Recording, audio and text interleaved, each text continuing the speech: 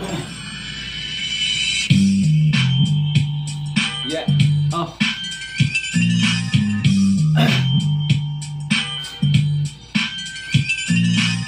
अनि के भन्छस् बोल्नलाई high high अनि के भन्छस् टाटा बाई बाई ल ठिक छ त्यसो के भन्दै मतलब छैन मलाई तँलाई भनिदिन्छु मन मुटु सबै चलाई हाँ भन्छ मुजी गाली गरे तैँले एक्लै अब माथि माथि अनि हुन्छ तँलाई ठुलो भलाई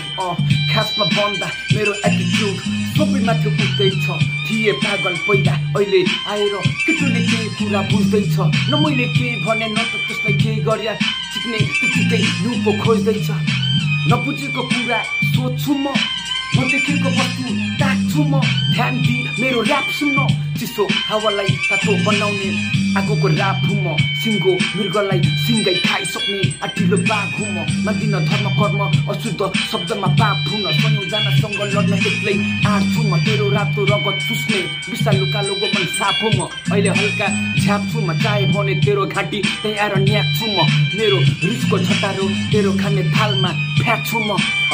खाने थालमा फ्याँक्छु म गलत शब्दको झटारो म माथि फ्याँक्नेको म भन्दिन नाम थियो सीमा झ्याक्नेको नसोच सोचको गाडी एक्लै हाँक्ने हो तेरो रन्डी एटिट्युड आजबाट फ्याँक्दे ब्रो एमएन हरियो रुख कुनै खडेरीमा बल्दैन गरिब छु किनकि मसँग धन छैन दुःख पीडा भनेको आफ्नो मनमा छ सोचबाट हेर अब केही गर्दछ रहन्न हरियो एक दिन सुक्दछ तब यो केटो पनि त पानीमा बल्दछ बिना गल्ती गरेको गल्ती कदापि माफ हुन्न नसोच आक्रमण मसामु लाभ हुन्न देख्छ पाइला जसले ममाथि तो चिक्ने फेरि